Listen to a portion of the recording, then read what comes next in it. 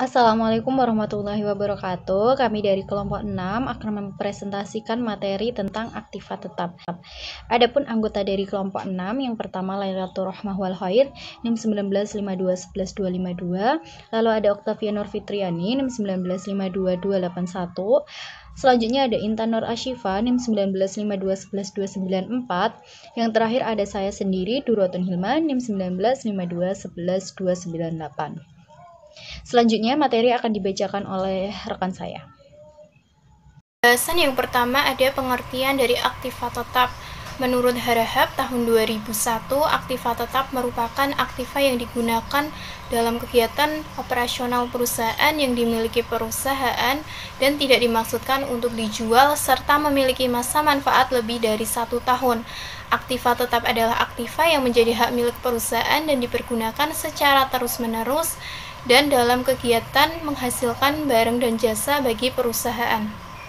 Pembahasan selanjutnya ada klasifikasi aktiva tetap. Yang pertama, klasifikasi aktiva tetap dilihat dari berbagai sudut. Ada 2, yaitu dari sudut substansi dan sudut disusutkan. Dari sudut substansi ada 2, yaitu tangible asset atau aktiva berwujud seperti tanah, mesin, gedung, dan peralatan. Yang kedua, intangible asset atau aktiva tidak berwujud seperti hak guna usaha, hak guna bangunan, goodwill, hak cipta, dan copyright. Yang kedua, sudut disusutkan atau tidaknya dapat dibagi. Ada 2. Yang pertama, depreciated plant asset, yaitu aktiva tetap yang disusutkan, seperti gedung, peralatan, mesin, inventaris, jalan, dan lain-lain. Yang kedua, ada underpriced plant asset, yaitu aktiva tetap yang tidak disusutkan seperti tanah. Yang kemudian menurut Skosen tahun 2005, klasifikasi dari aktiva tetap dapat dibagi menjadi 2, yaitu aktiva tetap berwujud dan aktiva tetap tidak berwujud. Yang pertama, aktiva tetap berwujud memiliki bentuk fisik dan dengan demikian dapat diamati dengan suatu alat dan memiliki karakteristik umum, yaitu memberi manfaat ekonomi pada masa mendatang bagi perusahaan. Contoh dari kategori ini ada tanah, perbaikan tanah, kemudian bangunan, mesin dan peralatan, dan kendaraan. Yang kedua ada aktiva tidak berwujud. Aktiva tidak berwujud didefinisikan sebagai aktiva yang tidak memiliki bentuk fisik. Bukti adanya aktiva ini dapat dalam bentuk perjanjian, kontrak, atau paten. Dalam kategori aktiva tidak berwujud antara lain ada paten, merek dagang, hak cipta, goodwill, dan lain sebagainya. Materi yang selanjutnya adalah perolehan aktiva tetap. Perolehan aktiva tetap terdiri dari 5 poin. Poin yang pertama yaitu pembelian tunai. Aktiva tetap yang diperoleh dari pembelian tunai dicatat sebesar uang yang dikeluarkan untuk pembelian dengan ditambah biaya-biaya lain yang berhubungan dengan pembelian aktiva tersebut.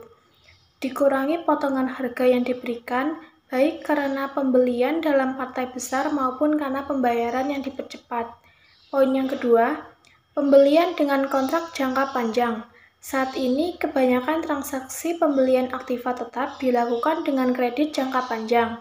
Sisa uang itu biasanya dibuktikan melalui notes, surat berharga, bukti utang hipotek, dan lainnya. Utang ini biasanya dibayar dalam beberapa kali angsuran ditambah dengan pembayaran bunga. Poin yang ketiga, pembelian dengan surat berharga. Aktiva tetap yang diperoleh dengan mengeluarkan saham atau obligasi, maka aktiva tetap itu harus dicatat sebesar harga pasar saham atau obligasi pada saat pembelian. Yang ketiga, aktiva tetap dari sumbangan. Ketika aktiva diperoleh melalui sumbangan, tidak ada biaya yang dapat digunakan sebagai dasar perhitungannya. Meskipun pengeluaran untuk memperoleh aktiva biasanya jauh lebih kecil dibandingkan dengan nilai aktiva tersebut. Aktiva ini harus dicatat sebesar harga pasar yang wajar atau berdasarkan penilaian yang dilakukan oleh pihak atau perusahaan penilai yang independen. Yang kelima, aktiva tetap yang dibangun sendiri. Kadangkala ada aktiva tetap dibuat dan dirakit sendiri oleh perusahaan untuk digunakan sendiri. Aktiva tetap dicatat pada harga perolehannya, termasuk semua pengeluaran yang terjadi untuk membuat aktiva, dan mempersiapkan aktiva tersebut untuk digunakan dalam kegiatan operasional perusahaan. Perusahaan sering membangun sendiri aktiva yang dibutuhkannya. Hal ini disebabkan oleh 3 hal, yaitu menekan biaya, yang kedua memanfaatkan fasilitas yang tidak terpakai, dan yang ketiga keinginan untuk mendapatkan mutu yang lebih baik. Poin yang selanjutnya yaitu penghentian aktiva tetap. Penghentian aktiva tetap terdiri dari 2. Yang pertama, penjualan aktiva tetap. Jika penggunaan aktiva tetap tertentu dihentikan, rekening-rekening yang bersangkutan dengan aktiva tersebut harus dihapus. Jika penghentian disebabkan transaksi penjualan, maka selisih antara harga jual dan nilai buku aktiva tetap yang tersisa harus diakui sebagai laba rugi.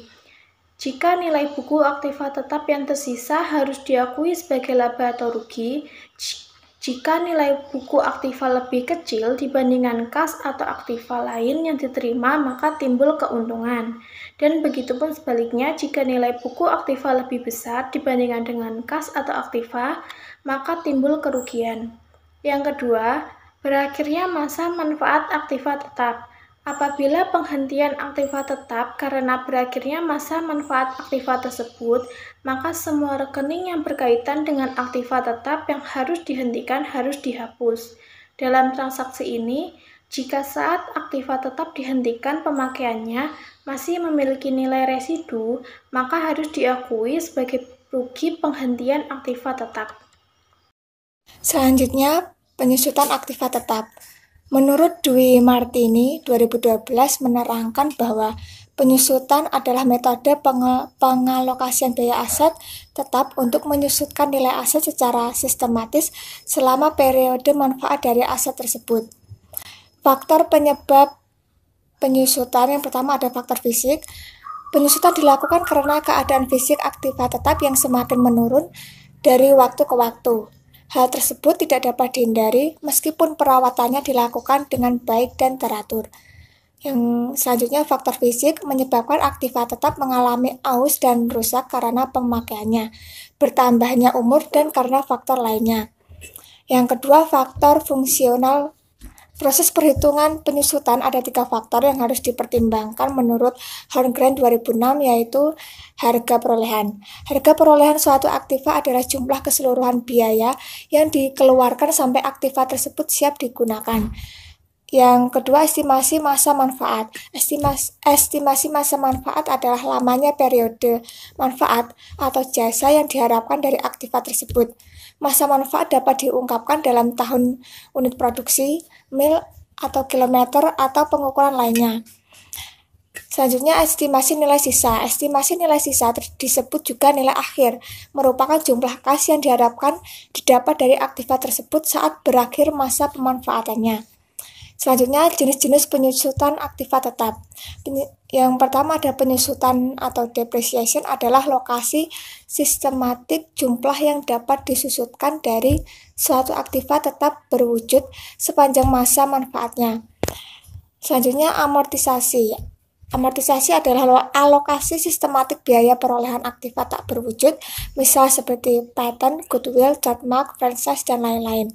Selama masa manfaatnya, menurut PSAK, periode amortisasi tidak boleh melebihi 20 tahun berdasarkan pertimbangan bahwa dalam 20 sudah banyak perkembangan yang terjadi sehingga untuk tenggang waktu selebihnya aktiva tidak berwujud diprediksi tidak lagi memiliki manfaat perekonomian.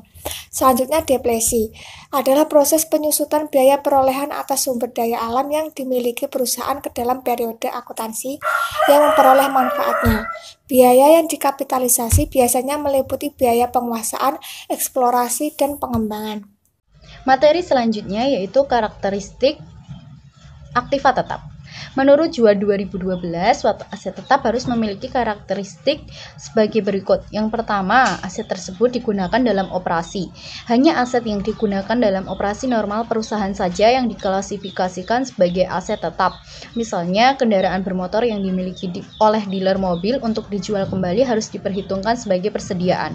Yang kedua, aset tersebut memiliki masa atau umur manfaat yang panjang, lebih dari 1 tahun periode. Yang ketiga, aset tersebut memiliki substansi fisik. Materi selanjutnya yaitu metode penyusutan aktiva tetap.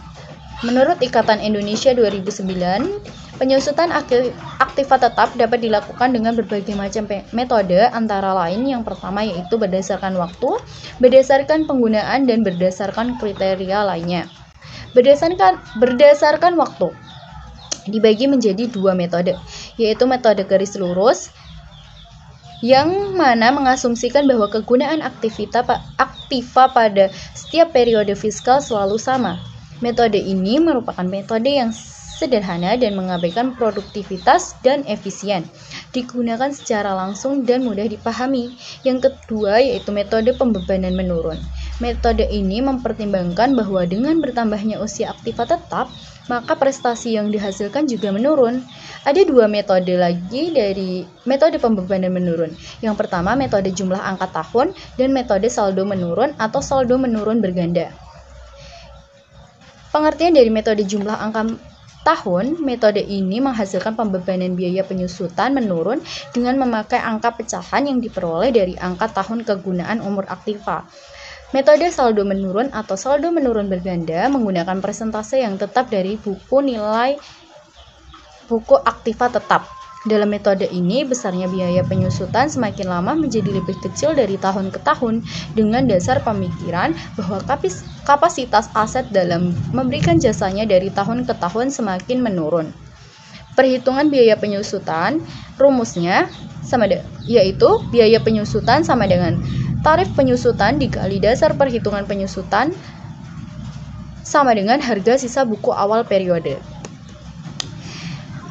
Metode berdasarkan penggunaannya itu ada dua. Yang pertama, metode jam jasa. Metode ini mengasumsikan bahwa pembelian suatu aktiva tetap merupakan pembelian sejumlah jam jasa langsung. Metode ini menggunakan suatu estimasi usia tetap dalam satuan jam jasa. Nilai perolehan dikurangi nilai residu dibagi dengan total jam jasa menghasilkan tarif penyusutan per jam. Tarif tersebut dikalikan dengan penggunaan aktiva tetap selama periode untuk mendapatkan beban penyusutan periodik. Yang kedua yaitu metode jumlah unit produksi. Metode ini merupakan estimasi, yaitu estimasi total unit output yang akan dihasilkan. Nilai perolehan aktiva setelah dikurangi dengan nilai residu dibagi dengan total unit output yang akan dihasilkan dan merupakan tarif penyusutan per unit output. Tarif ini dikalikan dengan unit produksi yang diukur untuk satu periode dan menghasilkan beban penyusutan untuk periode tersebut. Yang selanjutnya metode berdasarkan kriteria lainnya. Itu ada 4. Yang pertama berdasarkan kelompok. Dalam metode ini, aktiva yang serupa digabungkan dalam satu kelompok sehingga penyusutan dikumpulkan dalam suatu perkiraan saja dan tingkat penyusutan dikumpulkan dalam satu perkiraan saja dan tingkat penyusutan didasarkan pada umur rata-rata aktiva dalam kelompok ini. Yang kedua, berdasarkan jenis. Metode berdasarkan jenis atau komposit digunakan untuk suatu kelompok aktiva tetap yang mempunyai karakteristik dan umur ekonomis yang berbeda. Yang ketiga yaitu metode anuitas. Metode ini didasarkan pada kriteria waktu yang meningkatkan beban. Dalam perhitungannya, metode anuitas memerlukan penggunaan kalkulasi bunga majemuk, yang mana metode ini pada kenyataannya jarang dijumpai dalam praktek. Selanjutnya, sistem persediaan. Sistem ini dimasukkan sebagai alternatif lain jika terdapat kesulitan untuk menghitung penyusutan dengan cara biasa. Dalam metode ini, perkiraan aktiva tetap didebit dengan harga perolehan aktiva, sehingga periode aktiva tersebut dinilai dan perkiraan aktiva dikurangi sampai pada jumlah penilaian tersebut. Jumlah nilai yang dipakai sebagai pengurang itu dihitung sebagai beban penyusutan. Sekian dari kelompok kami. Bila ada salah kata atau kekurangannya mohon dimaafkan. Wassalamualaikum warahmatullahi wabarakatuh.